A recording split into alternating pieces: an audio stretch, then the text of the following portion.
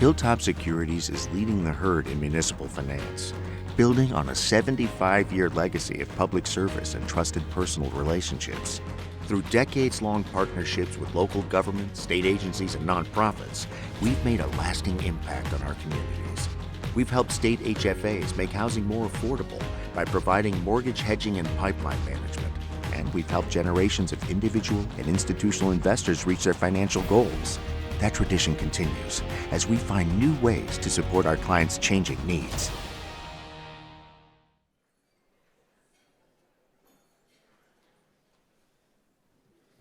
Good morning, everyone. We can do better than that. Good morning, everyone. Or maybe I can do better than that. I'll pull the mic up. Sorry. That's on me. Well, welcome, everyone. Welcome to the annual Housing Washington Conference. It's really exciting. I am Steve Walker. I'm the Executive Director of the Washington State Housing Finance Commission, and we have two exciting packed days for you with some dynamic sessions, some dynamic speakers. Not only are the sessions packed, but they will be packed. We have a record crowd, really exciting. We have over 800 people here today. We've never sold out a conference before. Most people we've had in Spokane, how about?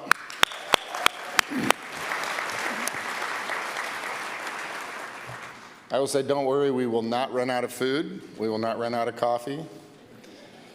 I'd like to open by acknowledging that we stand on the ancestral homeland of the Spokane people. On behalf of the conference, we express our deepest respect and gratitude to these, our hosts and original land stewards, who have walked here for time immemorial in this area and who still walk here today.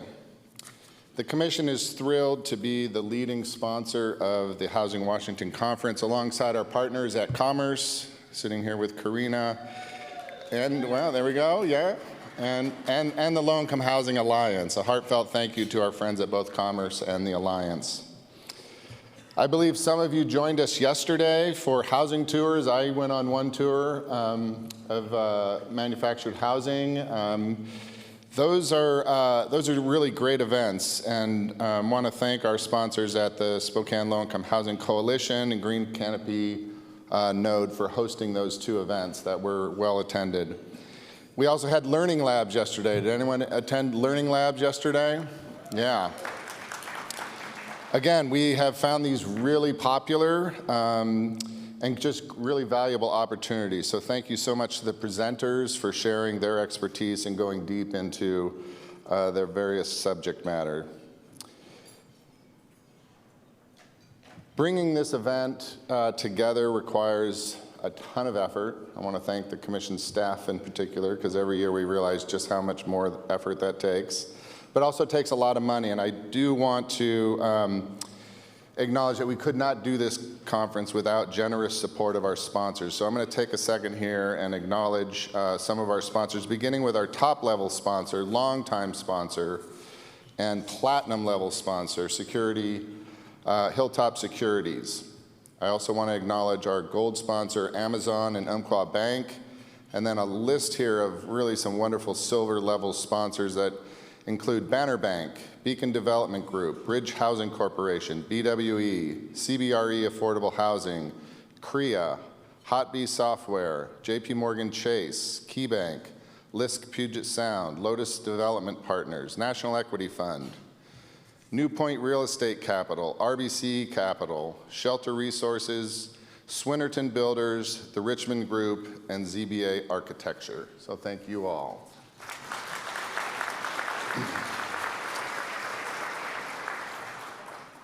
And now it is my pleasure to introduce Tanya Todd, who is one of our sponsors from Hilltop. Tanya, please come on up and share some brief remarks, and Tanya's also going to introduce our keynote speaker.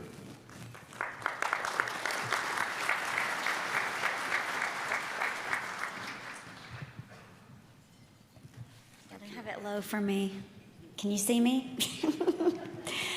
Hi, everybody. I'm Tanya Todd with Hilltop Securities, and our team at Hilltop Securities is a proud long-term partner of Washington State Housing Finance Commission. We work with 17 state housing agencies, and including Washington, which is one of the most vibrant housing markets here in the nation. And as you saw in the video at Hilltop, we have 75 years of experience. We're strengthened by our parent company, Hilltop Holdings, and we really have a strong commitment to public service and affordable housing. And with our parent company, we also have a family of companies that support affordable housing with Plains Capital Bank and Prime Lending. But we're here for Washington, so the state of Washington, as we all know, is in a state of crisis with affordability challenges for first-time home buyers and all kinds of renters. And it's through programs like the Commission's Home Advantage, where we've had the privilege of helping over 61,000 home buyers in the state in our 12-year long-term partnership with the Commission. So we're very proud of that, and we're honored to be here and committed to see where this goes in the future. So with that, I get to the privilege of introducing our keynote speaker. And I might need my glasses, but I think I can read this without them. Our keynote speaker is Stephanie Land. Many of you have read her first book and seen her Netflix series of her story. I know I have, and it's amazing. She's an American author and activist whose writing focuses on social and economic justice and parenting under the poverty line. Her debut book, Maid, Hard Work, Low Pay, and A Mother's Will to Survive, was a New York Times bestseller and was adapted into a limited series on Netflix. The book details Stephanie's personal experience with poverty, relying on governmental assistance, and to support herself and her daughter. Her book received critical acclaim and was included on Barack Obama's summer reading list of 2019.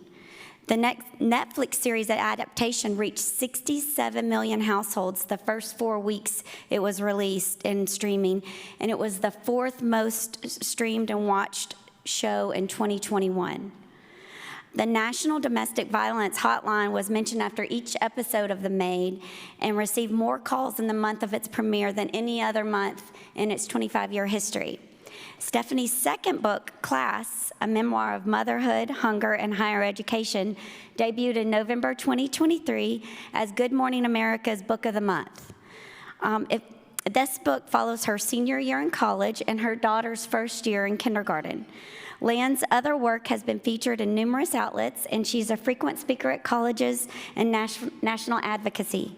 No team has studied systemic racism and how it came more than this team and masterfully laid out the key to addressing it. So it is now my pleasure to introduce to you Stephanie Land.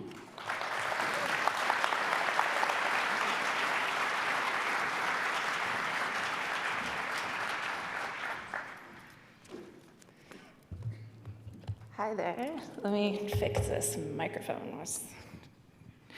I'm a little bit taller, maybe? Or just, I don't know, this is weird. Thank you all for having me this morning. I'm just gonna try it like this. Thank you all for having me. It was such a gorgeous drive here yesterday from Missoula, and I was laughing to myself because in Missoula we call that drive going to Trader Joe's. So, thank you.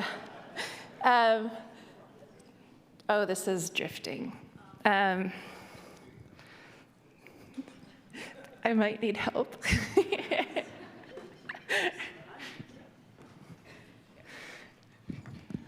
Oh, wow, there you go. Okay. Try that. All right.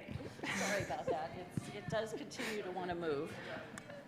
I might just hold it. Oh, okay. There we go.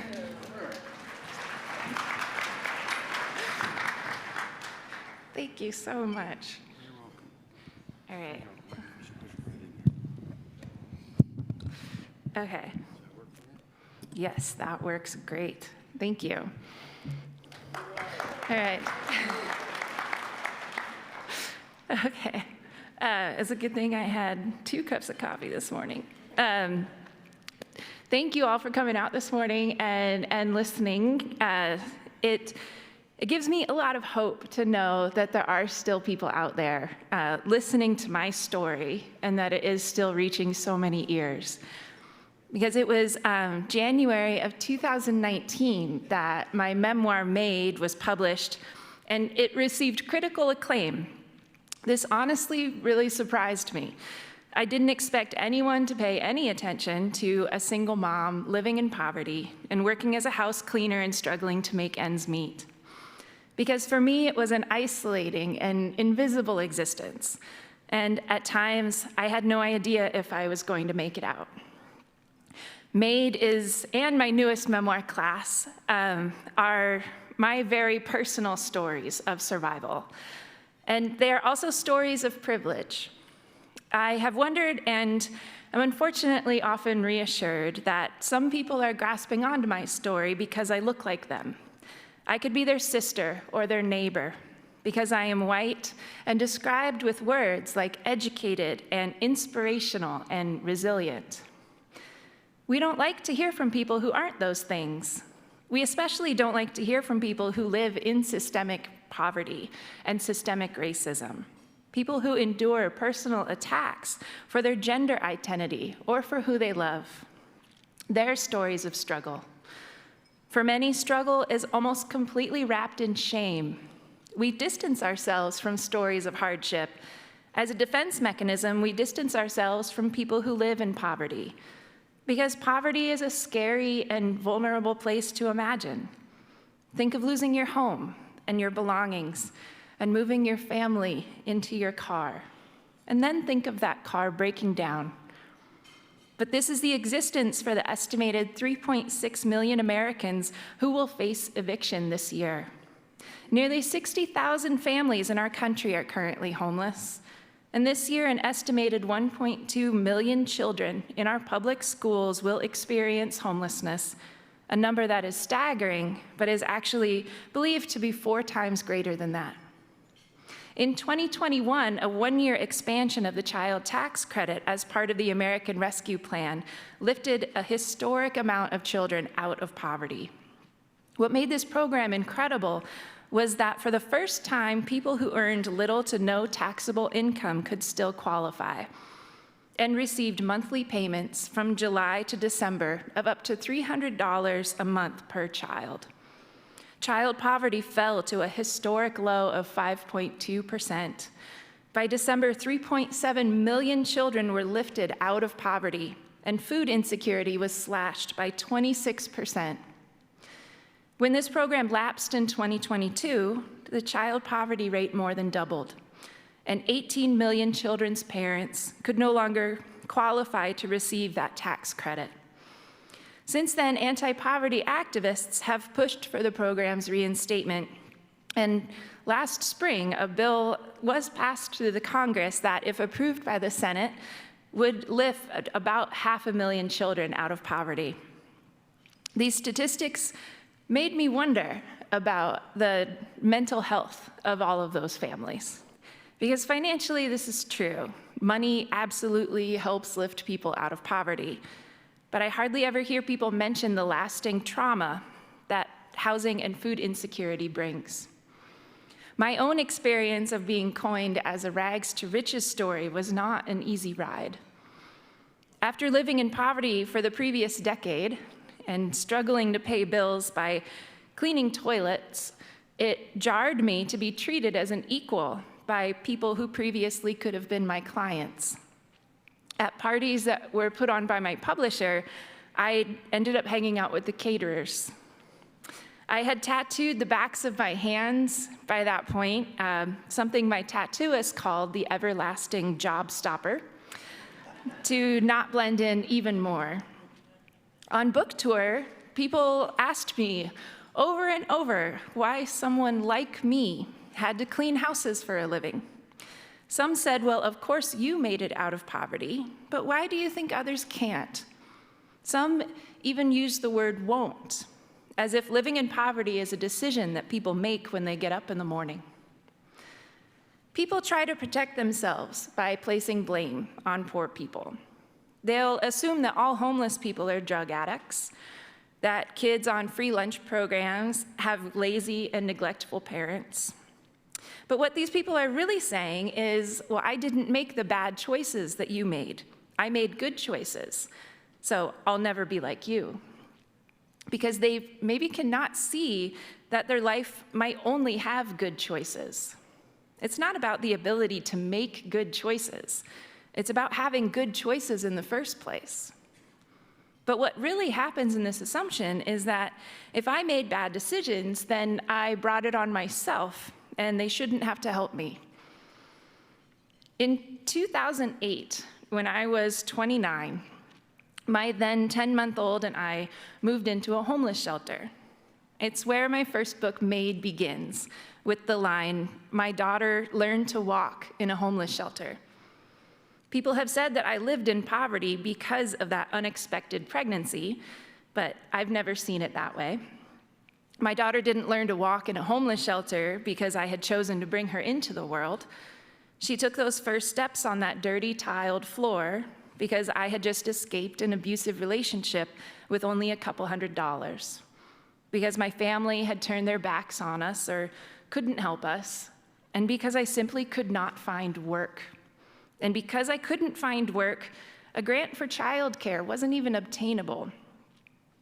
You see, I needed to get a job and that I could do while my daughter was at daycare, and somehow work at that job for 2 weeks before I could even apply for that grant. And because most of the daycare centers who accepted that grant were open Monday through Friday, 9 to 5, the evening and the weekend work in restaurants that I loved was not an option. Without any clerical experience or a college degree, cleaning houses rose to the surface as the job that I would do. But during those years, I worked through illnesses and brought my daughter to daycare when she was sick and should have been at home with me. My job offered no sick pay, no vacation days, no foreseeable increase in wages, but I begged to work more. Wages lost from missed work hours could rarely be made up, and if I missed too many, I risked being fired. My car's reliability was vital, since a broken hose or a flat tire could send us falling back toward homelessness again. I relied on government assistance to survive. Child care grants, food stamps, Medicaid, utility assistance, and even gas vouchers were absolutely vital and made it possible to use my limited income on rent, because the rent always eats first. After paying bills, I often had no more than $20 left for the entire month, which immediately went to things like soap and clothes and sometimes tampons. But no matter how hard I worked, it never felt like it was enough, or even that I was enough. And this became my unwitnessed existence, as I worked all day to polish another's so that theirs would appear perfect. College was supposed to put me on a path that would get me out of all of that and lead to job security. As I wrote in my book, Class, my college career was shrouded by this feeling that the work that I did scrubbing other people's toilets was more valuable to society than the work that I had done to get a 4.0 that semester. When I decided that I wanted to go to college to learn how to be a writer, it seemed so ridiculous and even selfish. Every time my car broke down or I lost a day of work, I felt incredibly guilty for pursuing a degree in higher education, especially something like an art degree. But I believed them when they said a diploma, a piece of paper, could offer someone in my social standing a full-time job with benefits like health insurance and sick days, something my service industry jobs never had. Perhaps most importantly, after needing all of that assistance from the government, I wanted to be a contributing member of society.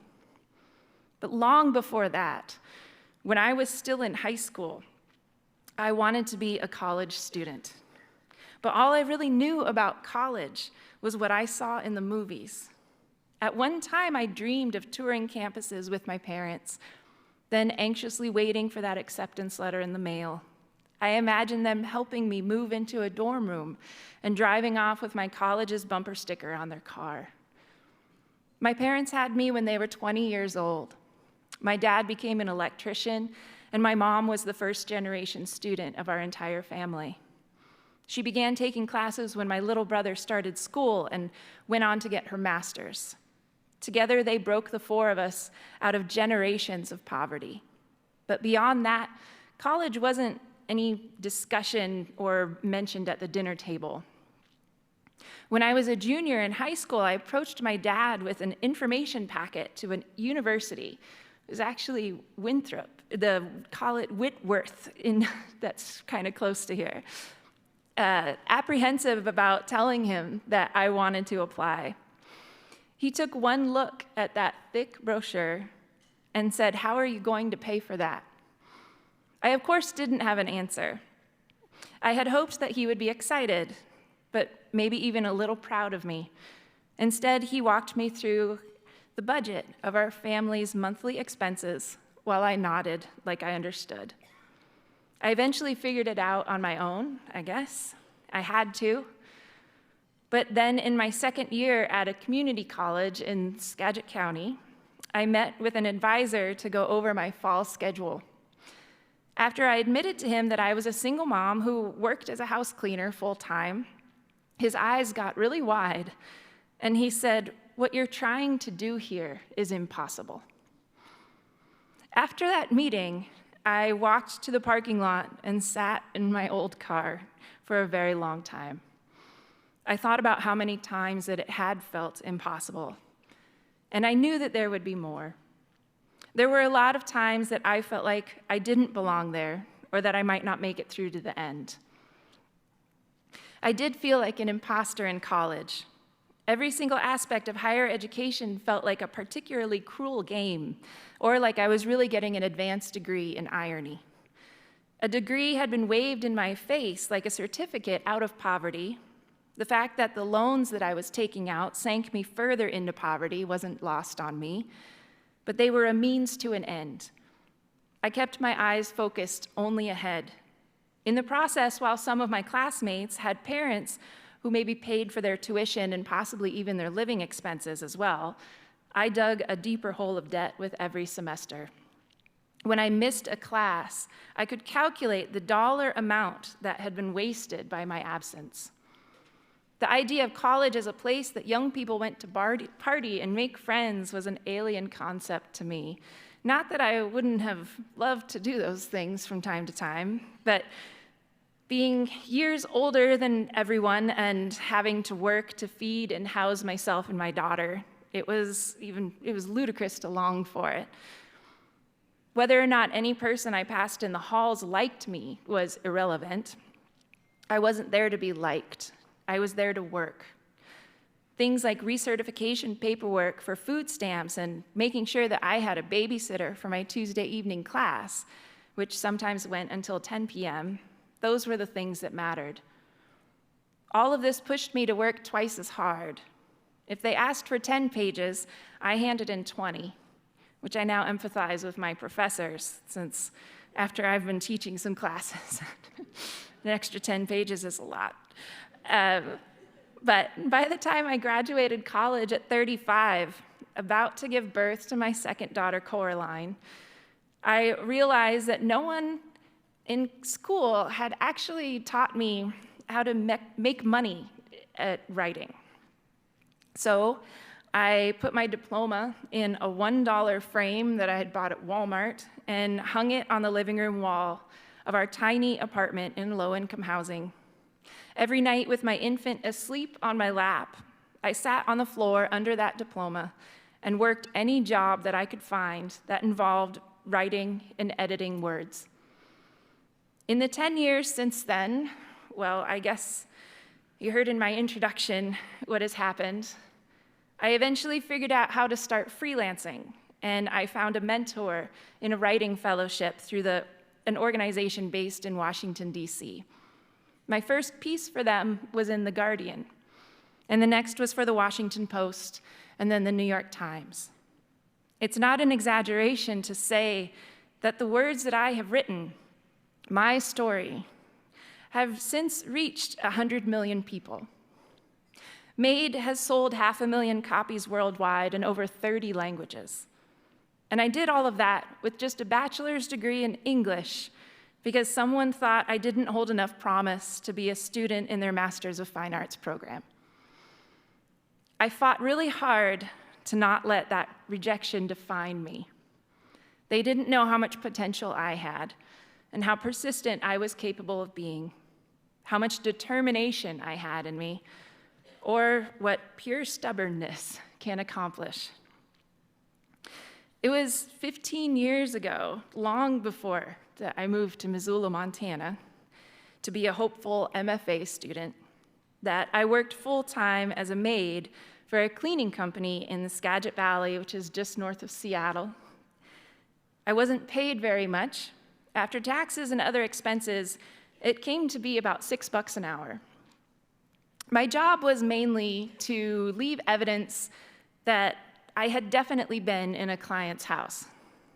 I folded toilet paper into little triangles at the end, and I made lines in the carpets with my vacuum. But I was very careful to never leave any footprints. Because as far as leaving evidence that I, a human being, had been walking around in their house, that was almost forbidden. A forgotten rag was once enough for a client to call and complain. Only the work, the end product, could be visible, but I walked around in their house like a nameless ghost.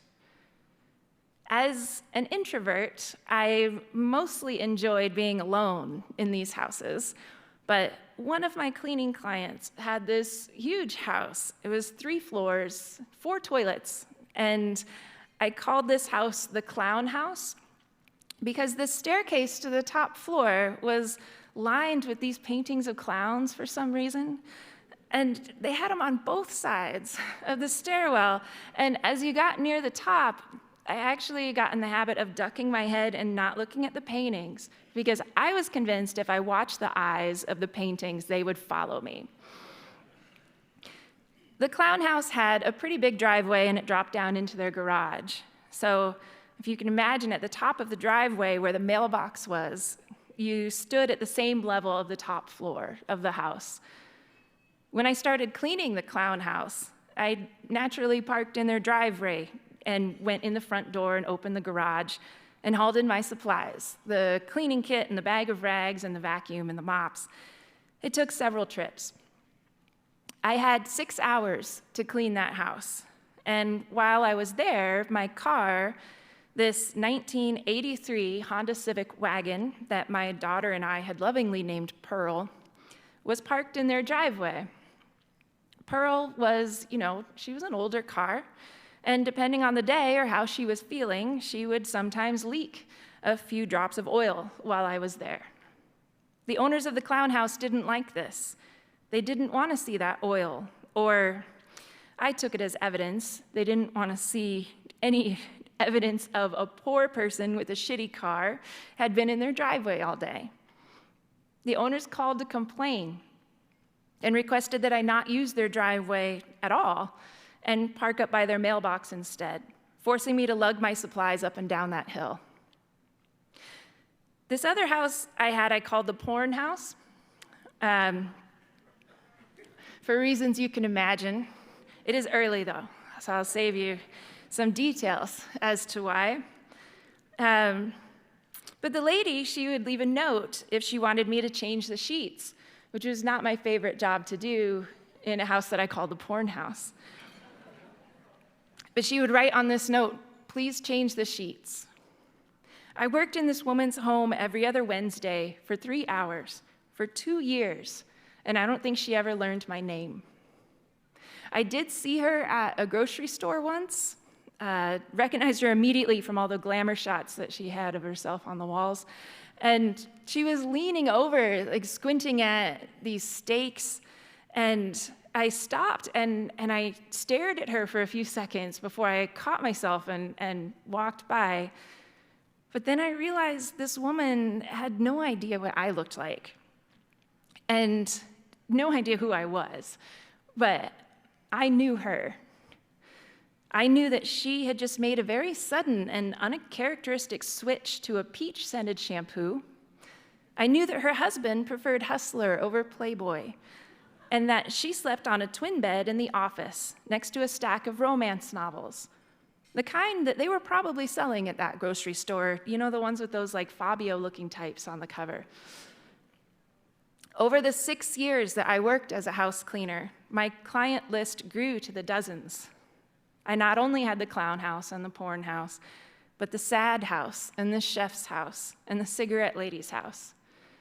I knew these houses intimately and consequently their owners, but none of my clients knew that I lived off of peanut butter and jelly sandwiches. I did all of this to not only survive, but to take care of my daughter, who was 2 at the time. We lived in a 300 square foot apartment, but we were never home that much. During the day, I cleaned houses, and after Amelia was asleep, I worked through college classes that I took online. After homework, I often forced myself to write, even if it was just for 10 minutes, because I had made a promise to myself. I had had the opportunity right after Amelia was born to go to a reading by one of my favorite authors, Pam Houston, in Port Townsend, Washington. Just seeing her speak stirred these coals in me, and this fire of being a writer started burning bright again. And I needed to keep that going, even when I was struggling, especially when I was struggling. I didn't start writing about cleaning houses until I needed an essay for a nonfiction writing workshop my junior year of college. I called it The Confessions of the Housekeeper because I thought it was a sexy title. And, well, it was kind of my life at the time. But when it came time to discuss my essay in class, where you kind of like sit in this circle all facing each other, and everyone around you talks about whether or not it's working or not, and you're supposed to not say anything, none of my classmates knew what to say about it. They had no notes, and not in a good way. So here I was, outing myself as this exhausted and mildly panicked single mom who was in her 30s and lived in poverty. And they had all written about their year abroad. So I sat there just kind of waiting and wanting to hide my face in my hands and melt into my chair and just wanting someone to comment on my essay, just anything. And my professor, David Gates, he read a couple of paragraphs about the sad house out loud, and he had never done that before with anyone else's essay. But then he leaned back in his chair with his sunglasses still on, and he kind of smiled, and then he said, "Solid gold, man. That is solid gold." So I thought, well, maybe I'm onto something here. So I continued to work on that piece over the next couple of years and eventually submitted it to the slush pile for a website's call for personal essays. They accepted it immediately, and they offered to pay me $500. It was my first real paycheck as a freelance writer, and it was so much money for me at the time that I thought they had made some kind of mistake and added an extra zero. And I deposited it immediately. The editor gave it some weird clickbaity title and added a bunch of stuff to the opening paragraph. But at that point, I didn't care. I actually thought to myself, who's going to read my little essay about cleaning houses? The morning it was published online, my friend called me, if you can imagine, on my flip phone, and she immediately asked, "Are you okay?" And I said, "Yeah, why?" She said, "You need to go look at your computer." So I don't know if anyone in the room has ever gone viral, but it's kind of like being caught in a hurricane and a tornado and a tidal wave all at once. Even though I was still invisible as this writer, I had this huge invisible thing called the internet looking directly at me. My personal website was getting 5,000 hits an hour, And I had hundreds of emails in its contact form. And I would later learn that the link for my essay itself got almost 1 million clicks in the first few days. I pissed off a lot of rich people with that essay. And I knew this because they told me in many colorful ways. But I started to see that as people who had hired house cleaners, that they were the ones who actually felt exposed. Because I had forced them to see that the person who was in their home was not only a human being, but a witness, and could be a writer. So in those hundreds of angry, hate-filled messages, though, was one from this big-time literary agent in New York City. I had to look him up before I emailed him back, and he wrote back quickly, and he wanted my phone number to, talk to me on my flip phone in my tiny apartment in Missoula, Montana. He told me that he loved my essay and that everyone in his office was talking about it. And then he asked if I happened to have a book in the works, and I lied, and I said, yes, I do. And so he asked me to send him a few chapters, and I quickly wrote some down. And 11 months later, we had a book deal. And this dream that I had had since I was 10 years old in a very big way came true. And I had no idea what that actually meant. But I did know this, that I had written about a job where I was paid very little to not leave any footprints. And now I had the opportunity to write a book where people could walk around in my shoes. Writing the first draft of the book didn't take that long, maybe 6 months in all, but I sat on it for several weeks before I handed it in. I'd go for walks, and every step was, I want this, I do not want this. I had been comfortably invisible as a writer. It wasn't the disparaging feeling of invisibility as a maid. I was doing work that I was really, really proud of, work that was quite literally my dream job. Then I had to go on book tour, where they expected me to stand in huge crowds, in front of huge crowds of people all over the country for a span of 2 months, and read out loud from my book, and then answer some really personal questions about it. As an introvert, I was basically living my worst nightmare. But in the midst of all of this, everyone around me said, you must be thrilled, and almost commanded me to enjoy it. But the truth is, I wasn't enjoying the first biggest moment of my life.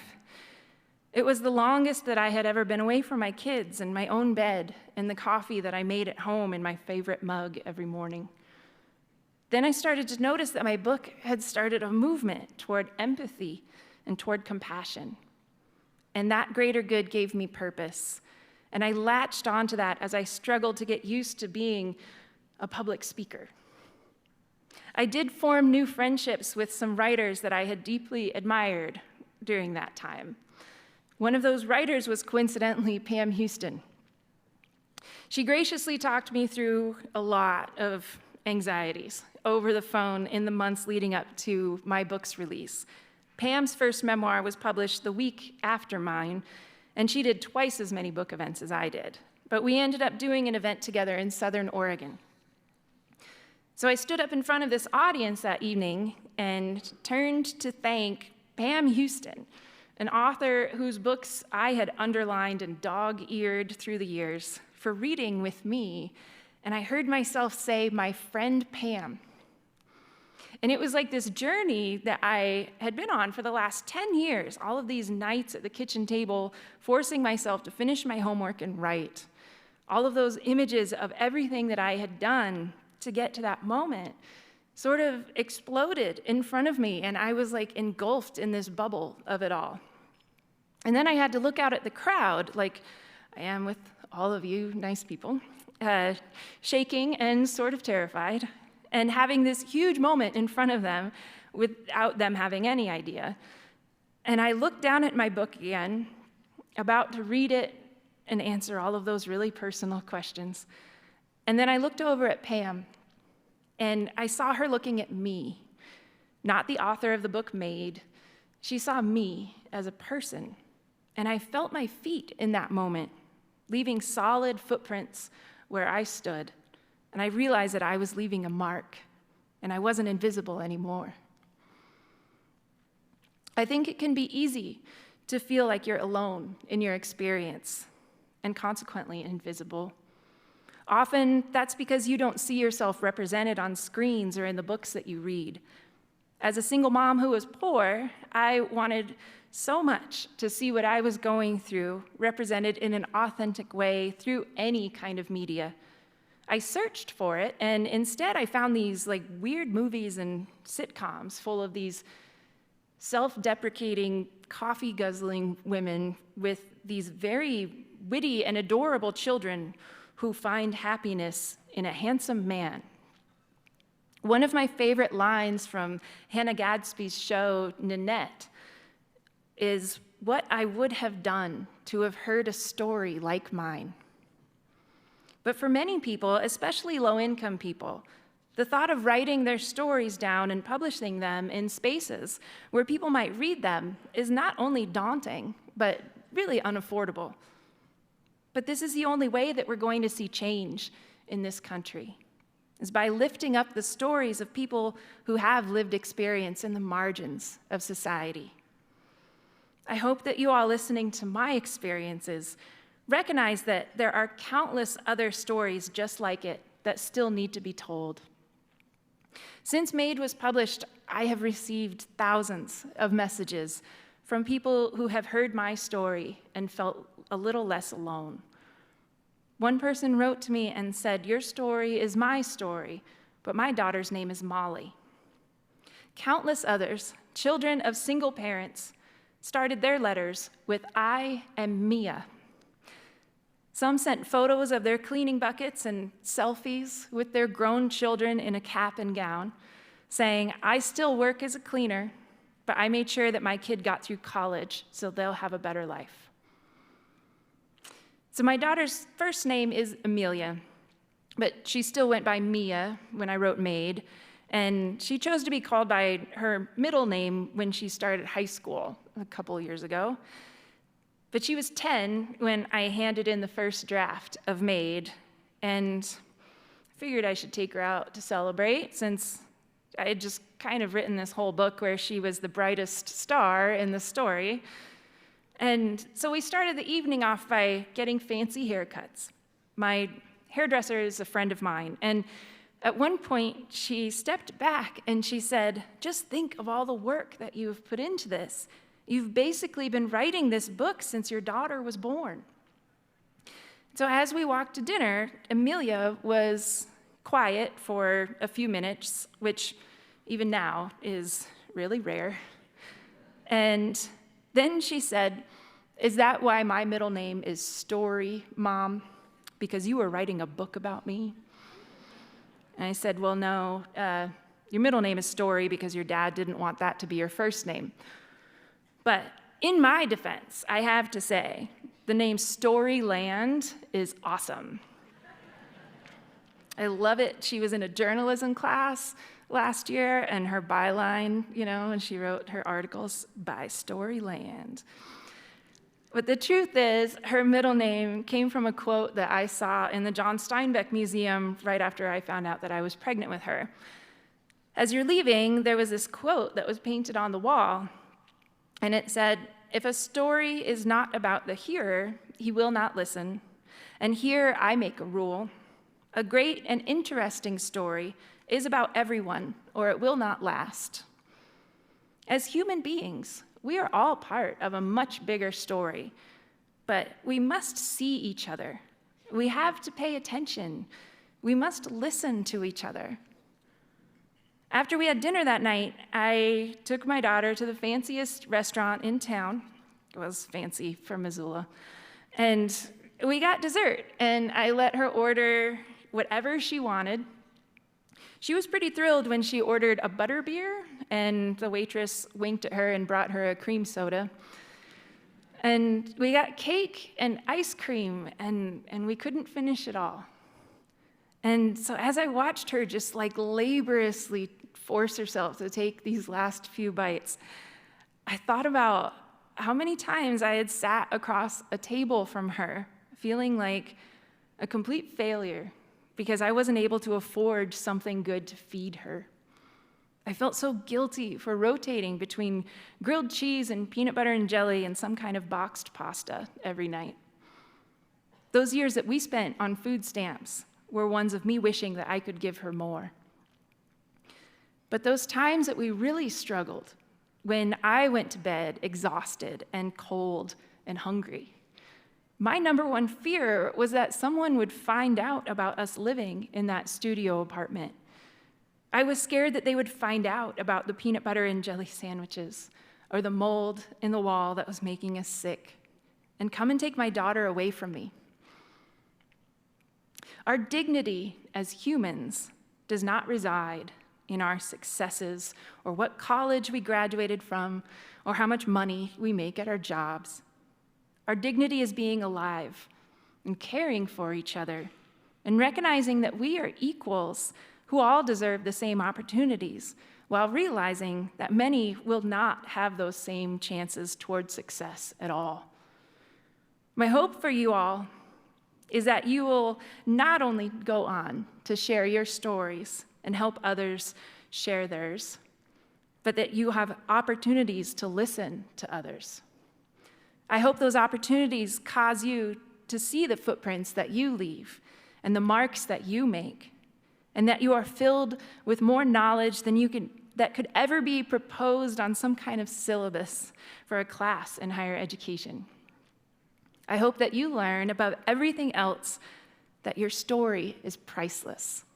Thank you so very much.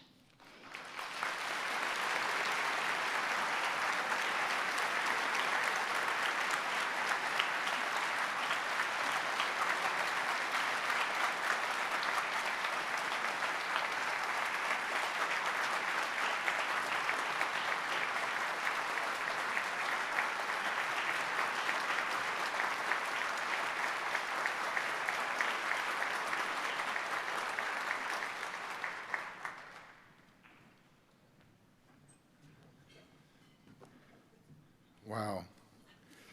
Thank you so very much, Stephanie. Thank you for sharing your story and the important messages that resonate with so many of us in this room. And you really did set us up for a great day ahead. If I could channel, I'm sure this room, we would all share in saying, solid gold, man. Really appreciate you.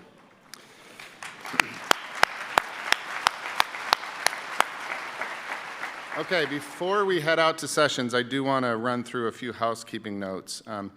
If you haven't downloaded the very slick Whova app, that's WHOVA app, please do so. It is free, it is safe, it provides just a ton of information, everything you need to know about the conference, ways to communicate with speakers, and you can even find a fun meetup to attend.